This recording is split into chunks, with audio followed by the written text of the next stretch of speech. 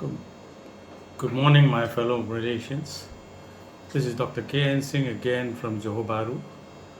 We can see all that is unfolding in the Najib saga, and he is like a drowning rat trying to do everything he can to get out of the bucket he got himself in by stealing from public coffers.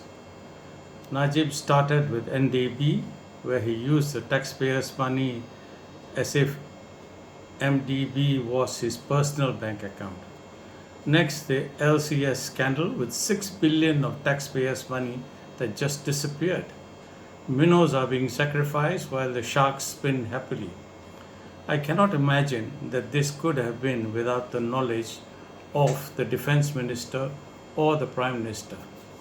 Now we are hearing that Najib's supporters are out to kill the 5 judges if they give the guilty verdict. It's okay that Prime Minister Sabri did not get involved with the Najib trial, which was correct, but it's definitely not okay that Prime Minister Sabri does not defend the judiciary. I understand that this is a backdoor government that has not been elected by the people, but he does have the support of the required number of MPs that gave him the authority to form a government legally.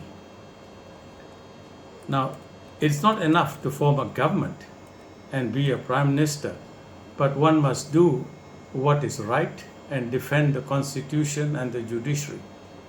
Prime Minister Sabri must accept and take all responsibilities as a prime minister and act like a prime minister to defend what is right. We cannot allow one man who is indeed guilty to cause bloodshed and overturn the rule of law so he can stay free. The people of Malaysia in the coming GE will never forgive this.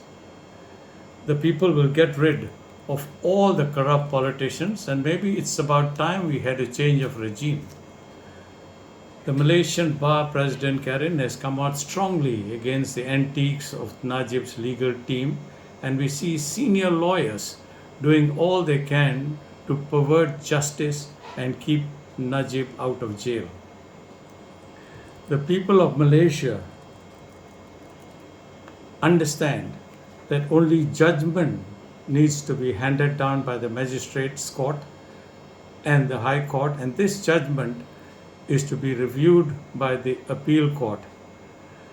Najib's lawyers knew that Nazlan Ghazali, the magistrate, was employed by Maybank, but they never brought it up in the past 2 trials. Why not? In this appeal, the CJ is right. The facts are irrelevant as the only matter before the court is to establish if the judgment was arrived in the rule of law. Any additional evidence is irrelevant unless it has material bearing on this case. I would appeal to the Prime Minister to take action against these threats to the CG and allow the judiciary to do their duty. If any harm falls on the CJ and the judges, the responsibility lies solely with the present government of Ismail Sabri. As I said earlier, the women in Malaysia seem to have the guts to do what is right, and the men do not have what it takes.